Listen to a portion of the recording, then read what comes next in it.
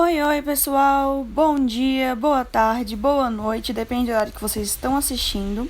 O meu nome é Laura Eduarda, sou professora de Biologia e hoje a minha aula vai ser sobre ligação, recombinação e crossing over. Bom, esse conteúdo ele é super importante para a gente poder compreender o conceito também de mapeamento genético, a base dele, né? E também é que a ligação é uma extensão mendeliana e ela foi descoberta a partir dos estudos de Mendel. Então, primeiro a gente vai começar a nossa aula destrinchando cada um desses tópicos e entendendo os seus respectivos significados, né? Bom, o que é ligação gênica? Quando duas características elas são controladas por genes localizados no mesmo cromossomo, dizemos que estes estão ligados e a denominação que se dá a este fenômeno é linkage, ou ligação gênica. Como a gente já sabe e já estudou, segundo a segunda lei de Mendel, os genes durante a formação dos gametas, eles se segregam independentemente, né? E na ligação gênica é quando o gene está em um mesmo cromossomo e ele não se segrega de forma independente no momento da formação de gameta. Isso porque na lei de Mendel, essa segregação só aconteceria se os genes eles estivessem em cromossomos homólogos diferentes, o que não é o caso da ligação. Aí na explicação da imagem, observando a imagem, os genes Azão e Bzão, eles estão presentes em um único cromossomo, enquanto o Azinho e o Bzinho estão em outro cromossomo, no seu homólogo. Já os genes Azão e Bzão, eles migrarão juntos na formação dos gametas, e assim como Azinho e Bzinho. E nesse caso, a gente terá um gameta Azão-Bzão e no outro Azinho e Bzinho. Isso significa que a ligação gênica é uma exceção da segunda lei de Mendel. Então, eles não se segregam independentemente, que nem é na segunda lei de Mendel. Na ligação gênica não é dessa forma. Então, a gente pode ver na imagem. Na primeira tem o linkage, na segunda os pares de alelos em diferentes homólogos, e os genes estão em linkage quando se apresentam no mesmo cromossomo. E o que é recombinação gênica? O próprio nome já fala, né? Recombinar genes. Bom, é na recombinação gênica que a gente consegue ter a tão estimada variabilidade genética. A recombinação gênica ela refere-se à mistura de genes provenientes de diferentes indivíduos que ocorrem durante a reprodução sexuada. Ela é responsável pela mistura entre os genes e nos eucariontes ocorre por meio de dois processos durante a meiose: a segregação independente dos cromossomos e a permutação crossing over. No caso, a recombinação gênica homóloga ela ocorre entre sequências de DNA idênticas ou muito similares, ou seja, entre sequências homólogas. Já na recombinação gênica não homóloga, ocorre entre sequências de DNA sem qualquer similaridade entre si. E o que é crossing over? Bom, o crossing over é um fenômeno que envolve cromátides homólogas. Consiste na quebra dessas cromátides em certos pontos, seguida de uma troca de pedaços correspondentes entre elas. Para quem não se lembra, cromátides são filamentos do cromossomo. E olhando a imagem, a gente consegue observar. No primeiro ciclozinho temos o Azão e Bzão, Azinho e Bzinho. Em seguida, a gente, nessa combinação entre Azão e Bzão, eles se encontram no mesmo cromossomo, né? Enquanto Azão e Bzinho estão no cromossomo homólogo. Se a distância de Azão e Bzão for considerável, é grande a chance de ocorrer uma permuta. E se tal permuta acontecer, uma nova combinação gênica poderá surgir. Como assim eu disse sobre a distância, né? Bom, quanto maior a distância dos cromossomos, maior a chance de uma recombinação. Por quê? Porque quando você tem uma distância considerável, as proteínas vão ter espaço para poder trabalhar, para poder ocorrer o crossing over. E quando eles estão muito perto, isso não acontece. A gente vai ver isso mais para frente, mas é isso. Então, quanto maior a distância, melhor para acontecer as recombinações. Tipos de ligações gênicas. Existem duas formas de os alelos estarem arranjados em um indivíduo duplo heterozigoto, com pares de genes linkage. Temos o arranjo cis, que em cromossomo existe apenas alelos dominantes, no caso Azão e Bzão, enquanto no outro encontramos alelos recessivos, Azinho e Bzinho. Cis, então, a gente sabe que é igual. Aí a gente consegue ver na imagem o arranjo cis O primeiro cromossomo tem o Azão e Bzão no mesma linha. E no cromossomo homólogo tem o Azinho e Bzinho. Então, eles são iguais. Já no arranjo trans, em cada cromossomo homólogo se encontrado um alelo dominante e outro recessivo. Nesse caso aí, Azão, Bzinho e Bzão e Bzinho. Aí a gente consegue ver. Num único cromossomo homólogo, a gente consegue ver em cima o Azão e em cima o Bzinho. No outro, tem o Azinho e em cima o Azinho e embaixo o Bzão. Então, são diferentes, não são iguais. Bom, e como é que a gente consegue reconhecer um caso de ligação gênica? Como é que a gente sabe que não é que nem na segunda lei de Mendel, que eles são segregação independente?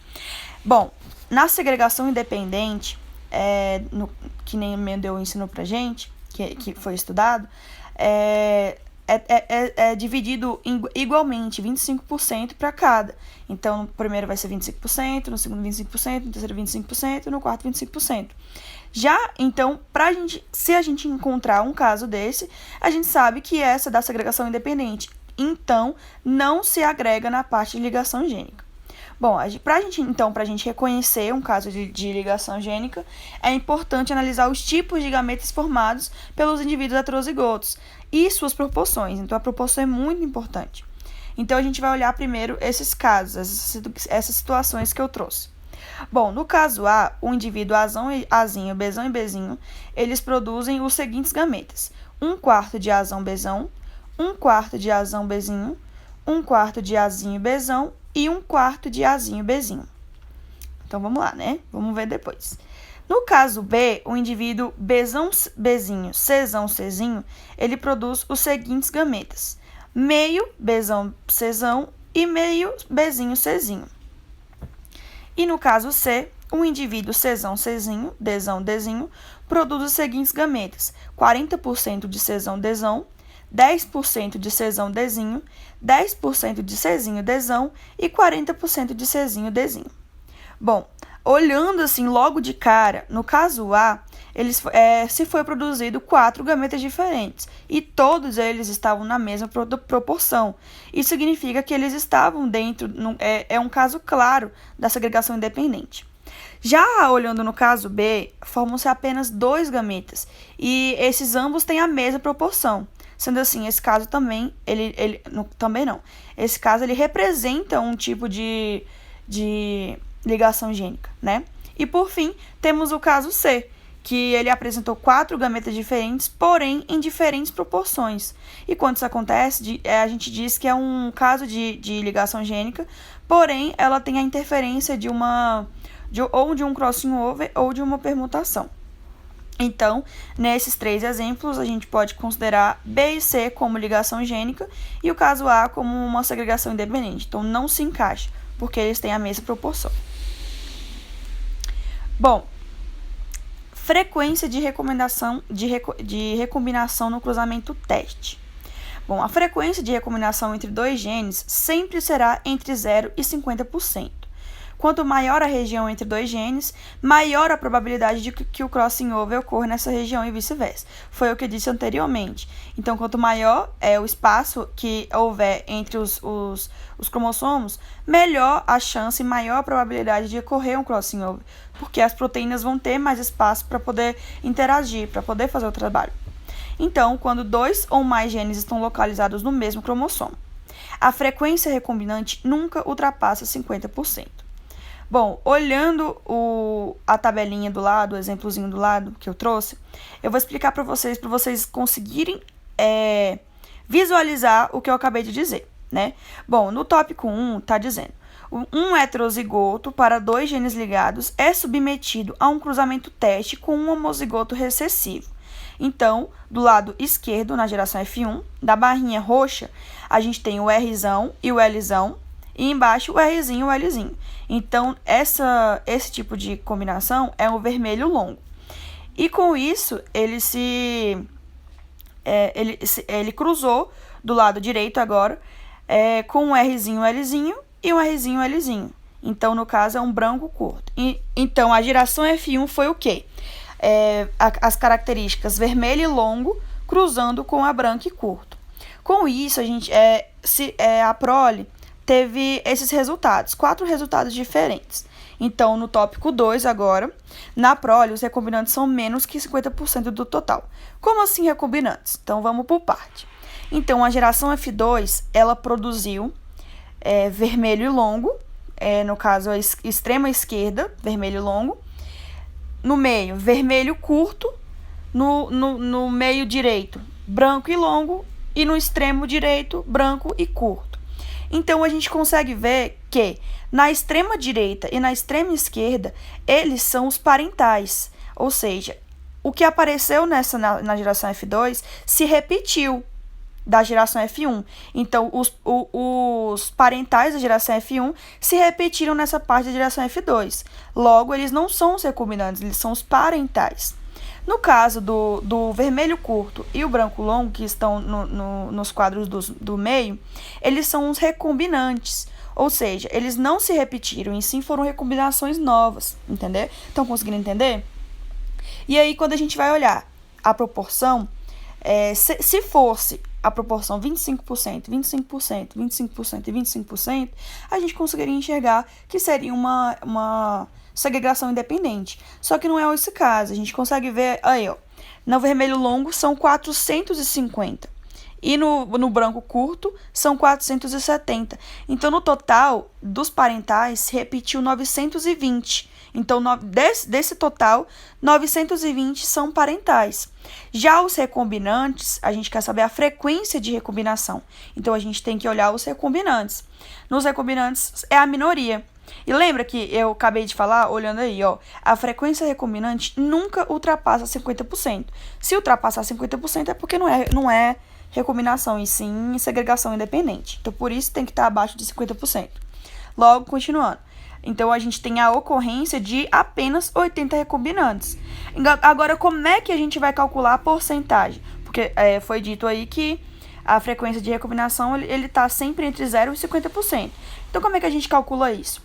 A frequência de recombinantes ele vai ser calculado com os recombinantes dividido pelo total das somas do parental mais do recombinante. Entendeu? Então, olha aí a formulazinha. No caso desse exemplo, a gente teve no total 80 recombinantes. Recombinantes o quê? São os que não se repetiram, não estavam lá na geração F1. Então, são recombinações novas. Então, os recombinantes, no caso, nesse exemplo, são 80.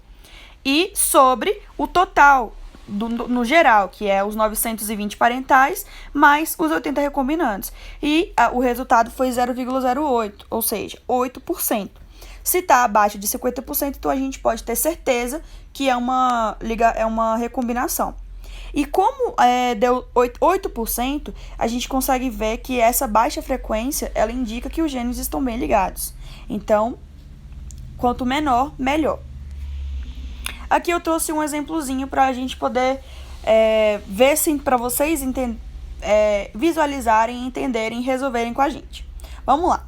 Bom, calcule a frequência de recombinação após analisar a seguinte prole. Então, no primeiro, temos 388 vermelho longo, 395 branco curto, 51 vermelho curto e 66 branco longo. Bom, olhando de cara, a gente já consegue observar quais são os parentais, né, gente? Os parentais sempre são os que saem na maior proporção. Então, a gente pode dizer que vermelho longo e branco curto são os parentais, né? Então, 388 mais 395 são os parentais. Logo, a gente quer... Como é que calcula mesmo a recombinação?